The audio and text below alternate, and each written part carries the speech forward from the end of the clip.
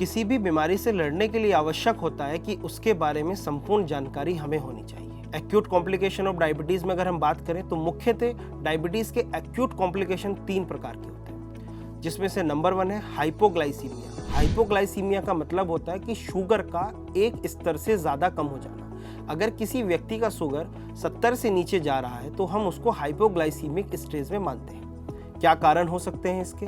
कि पेशेंट ने दवा तो ली है लेकिन खाना नहीं खाया, मील स्किप कर दी है, दवा खाई, खाना नहीं खाया, दवा ने अपना असर किया, जिसके कारण व्यक्ति हाइपोग्लाइसीमिया की स्थिति में जा सकता है। कुछ दवाइयाँ होती हैं जो हाइपोग्लाइसीमिया कर देती हैं। इन्फेक्शन के कारण भी पेशेंट कभी कभी हाइपोग्लाइसीमिया में चले जाते हैं। डायबिटीज़ के पेशेंट में एक ऐसा एक्यूट कॉम्प्लिकेशन है जो जान तक ले सकता है। क्या लक्षण होते हैं? अगर किसी व्यक्ति को, शुगर के किसी व्यक्ति को अचानक से हाथों पैरों में कंपन महसूस होने लगे, डर लगने लगे, पसीना बहुत ज़्यादा आने लगे, तो समझ लीजिए कि ये शुगर कम होने के लक्षण हैं। ऐसी स्थिति में हमें क्या करना चाहिए? त्वरित ही पेशेंट की शुगर टेस्ट करनी चाहिए।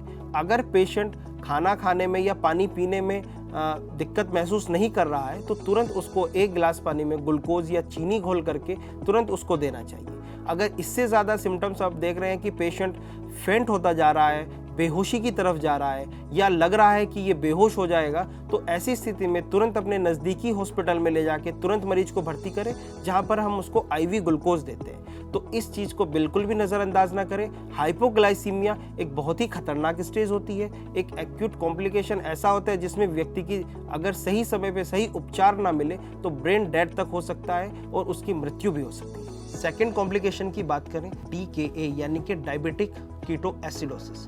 ये जनरली टाइप 1 डायबिटीज़ के पेशेंट्स में मिलता है। डायबिटिक कीटोएसिडोसिस में हाई ब्लड शुगर के साथ साथ कीटोन बॉडीज यूरिन में प्रेजेंट होने लगती हैं, बॉडी एसिडिक होने लगती है और पेशेंट डिहाइड्रेटेड होने लगता है। अगर किसी टाइप 1 पेशेंट्स को लगातार पेट में दर्द और उल्टियाँ होते जा रही हैं और वेट लॉस होता जा रहा है तो कहीं ना कहीं वो डायबिटिक कीटोएसिडोसिस में वो पेशेंट लैंड करता जा रहा है। ये एक सीरियस इमरजेंसी होती है जिसको इमीडिएट ट्रीट करने की आवश्यकता होती है और ये एक लाइफ थ्रेटनिंग इमरजेंसी होती है, जिसके अंदर कैसे पता करें क्या सिम्टम्स होते हैं पेशेंट्स में। जब डायबिटिक कीटोएसिडोसिस में पेशेंट आता है तो सीवियर एब्डोमिनल पेन बताएगा, डिहाइड्रेशन बहुत ज़्यादा होगी, प्यास बहुत ज़्यादा लग रही होगी, लेकिन साथ ही साथ यूरिनेशन भी उसको बहुत ज़्यादा हो रहा होगा, ब्लड शुगर उसका हाई रहेगा, वॉमिटिंग बहुत ज़्यादा उसको हो रही होगी। अगर ये स्थिति किसी पेशेंट्स में और खासकर डायबिटिक टाइप 1 के पेशेंट्स में ये स्थिति देखने को मिल रही है तो वो पेशेंट निश्चित तौर से डायबिटिक कीटोएसिडोसिस में जा सकता है।